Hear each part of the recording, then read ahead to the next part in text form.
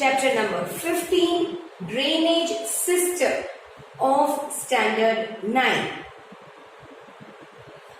As you are able to see the word drainage system, let's get the brief idea about that. What is the meaning of the word? Drainage system means in this chapter we are going to learn about the systematic flow of different rivers flowing in our country. Right?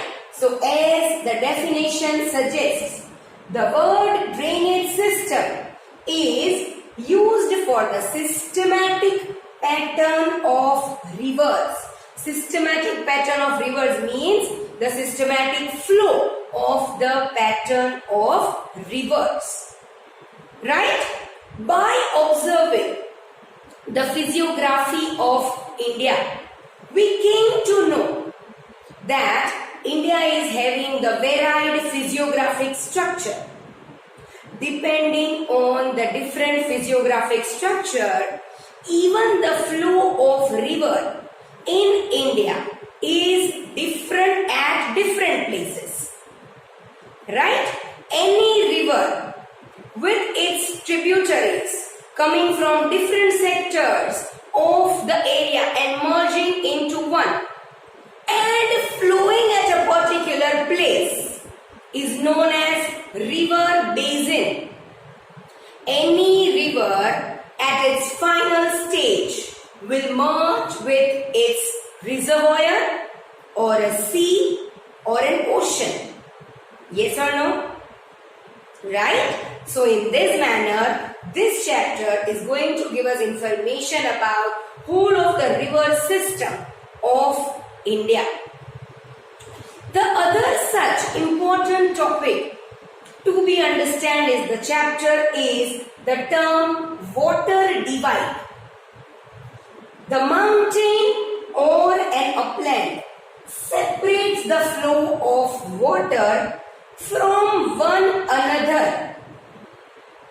It is called water divide, as you are able to see in the picture shown. In this manner, the upland between the two rivers or its tributaries acts as a water divide. Right? The other term is stages of river. Again, you can see on the picture shown that the river is divided into 3 stages: upper course, middle course and lower course. All the rivers will always be flowing from higher area to lower area. Right? And it would be having its division in upper course, middle course and lower course. Upper course will always have a force which is very, very fast. Middle course will have the flow of river which is moderate. And at the lower course, the river becomes passive. Now let's continue with the detailed explanation of the 3 stages of river system, that is upper course, middle course, lower course. When a river starts from the mountainous region, it causes intense erosion. It carries huge volume of sand and sediments along with it. Its flow decreases in its middle and lower course. Meanders are seen here. Meanders means the zigzag traveling of river. Due to these meanderings and the impact of flood, a lake is formed in the shape of animal hoof. Near its delta, a river is divided into many tributaries. This divided area turns into very fertile plain in a triangle shape.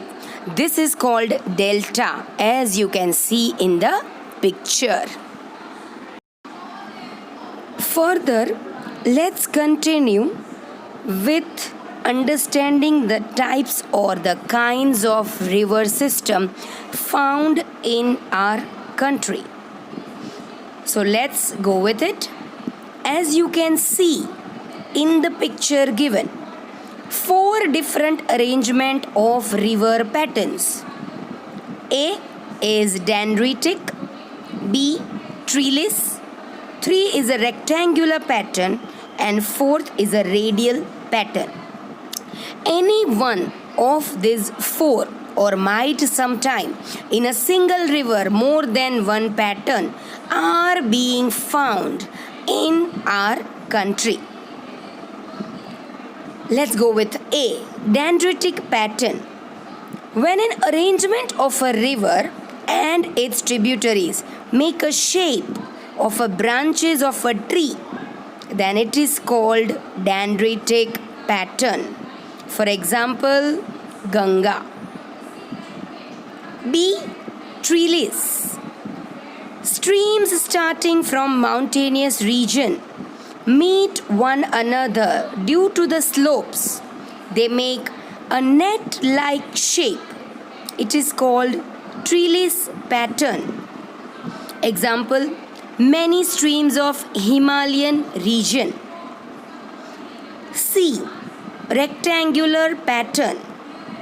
When the main river and its tributaries meet at right angles, it develops rectangular pattern.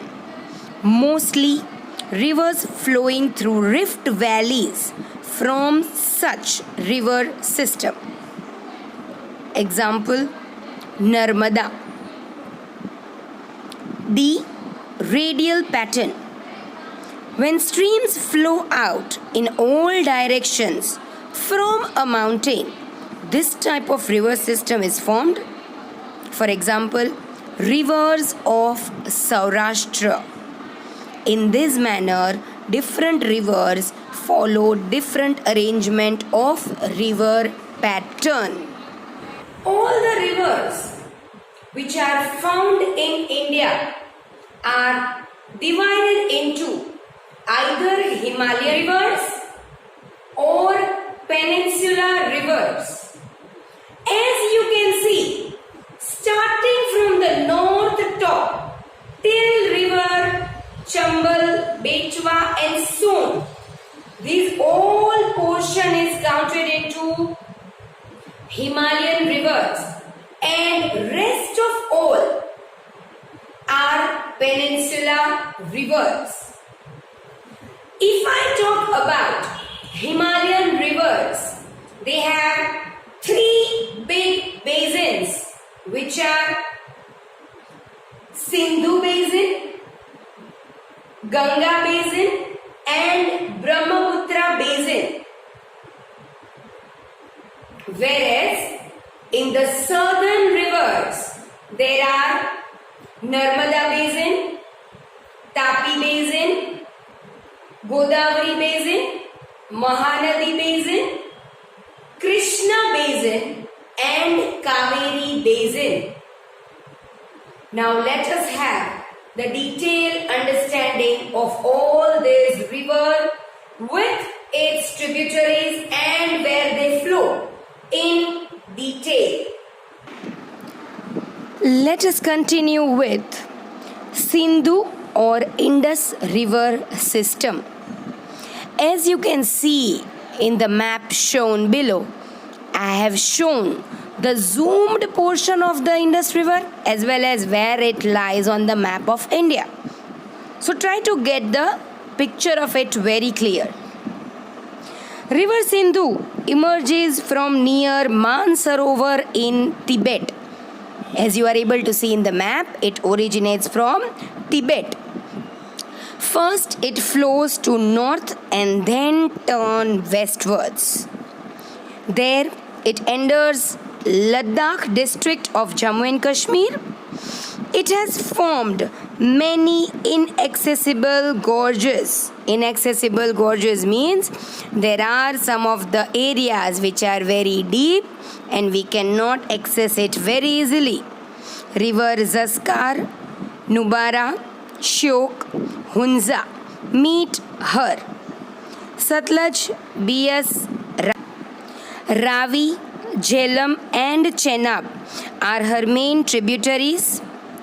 These 5 rivers meet River Sindhu near Mithankot in Pakistan. The combined flow of all these rivers ultimately flows southwards and meets Arabian Sea. These rivers flow at a slower speed in a plain. About 1/3 of its basin falls in the mountainous regions of Jammu and Kashmir. River Sindhu is 2,900 kilometers long. Now let's start with Ganga river system. As you have again able to see in the map, I have shown the Ganga river system in the zoomed portion as well as where it lies on the map of India. Rivers Bhagirathi and Alaknanda emerging from the Gangotri area in Himalayas merge with each other near Devprayag, Uttarakhand. Ganga leaves the mountainous terrain and enters the plain near Haridwar. Many Himalayan rivers meet Ganga, among them Ghagra, Gandak and Kosi are major rivers. Yamuna emerges from Yamunotri in Himalayas. Flowing to the right side of Ganga, it emerges with Ganga near Allahabad. The source of Ghagra, Gandak and Kosi rivers lies in Nepal. Hence, the northern plain experiences flood disaster every year. There is a heavy loss of life and property in some areas, yet India has been able to attain prosperity in agriculture through the fertile plains formed by these rivers. Few rivers like Chambal, Betwa originate in Peninsula Plateau and meet Yamuna. Son River meets Ganga. These rivers originate in semi-arid area. Their flow length is shorter and have limited volume of water.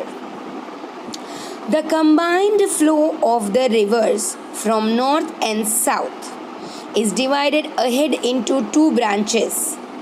One branch enters Bangladesh, which is known as Padma there, and another branch is known as Bhagirathi, Hooghly in West Bengal. Finally, these 2 branches meet the Bay of Bengal.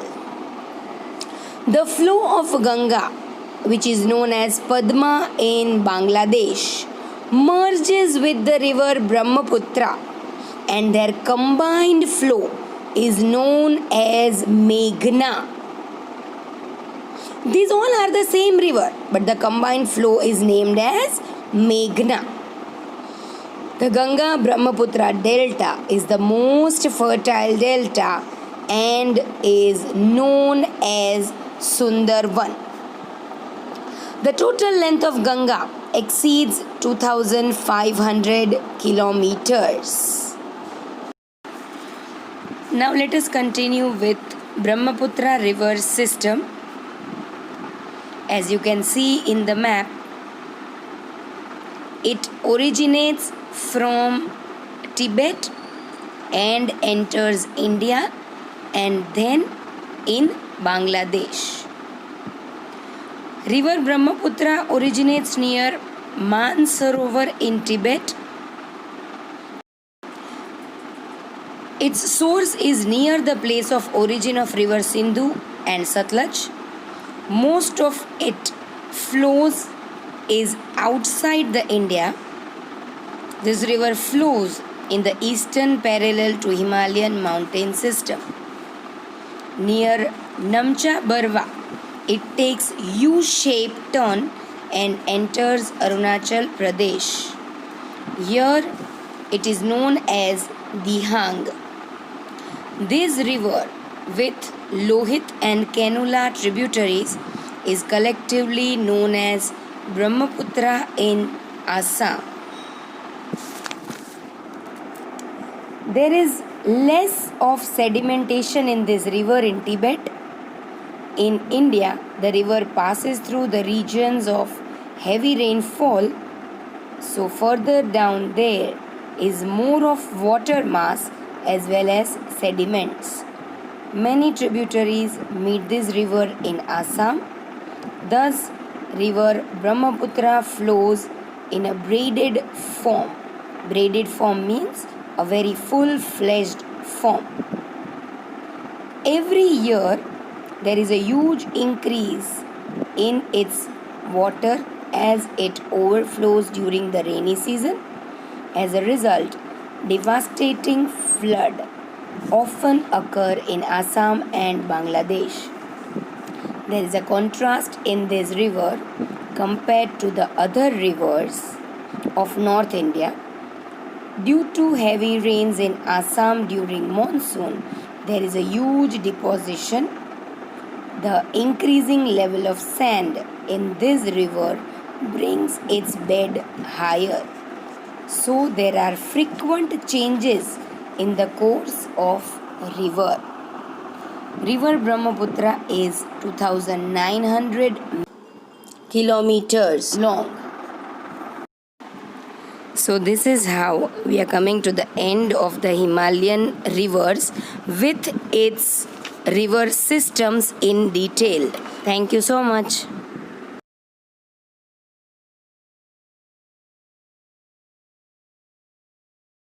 आभार।